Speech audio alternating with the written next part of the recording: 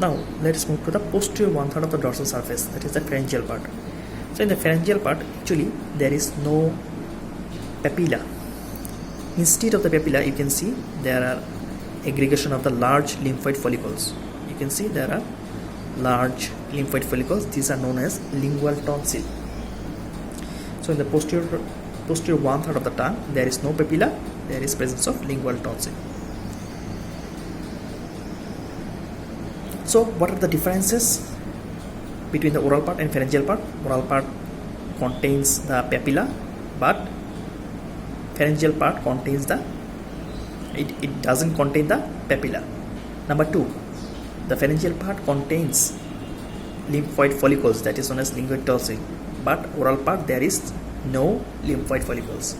And number 3, in the pharyngeal part, if we see under the microscope, so under the mucus coat you will find the submucous coat, but in case of oral part, under the mucus coat there is no submucous coat. So the mucus coat is tightly adherent to the underlying muscles of the tongue. Now look at that. In the extreme posterior part of the tongue, this structure is the epiglottis.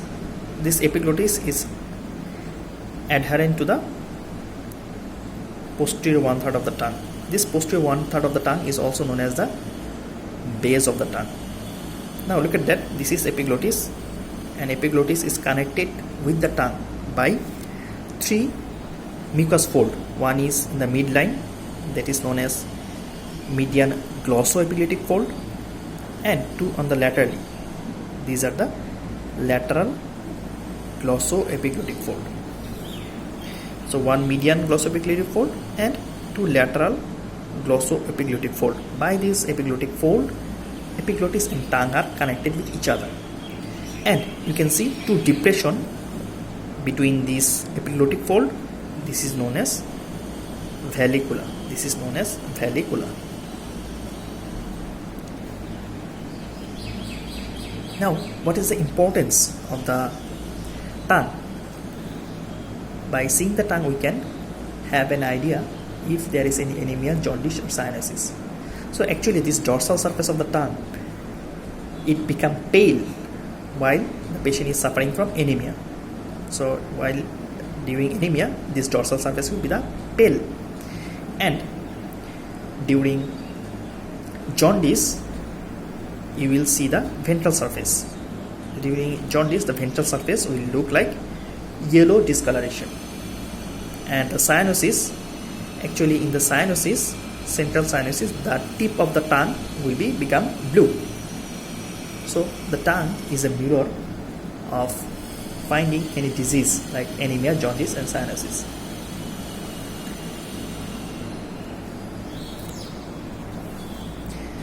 Now let's see on the lateral aspect of the tongue. On the lateral margin, you can see there are some depression.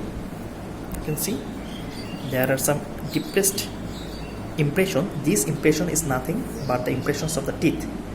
So this is the impressions for the teeth on the tongue. And last of all, let's see the inferior surface. So this is the inferior surface. In the inferior surface, there lies a frenulum linguae, which is not clearly visible in this specimen. There lies a frenulum linguae which connects the tongue with the floor of the mouth. And if the frenulum linguae is shortened, it produces difficulty in speech, and this condition is called tongue tie or ankyloglossia. And that's all you have to show from the tongue. That's all of the things that you have to show from the tongue during the exam. Thank you.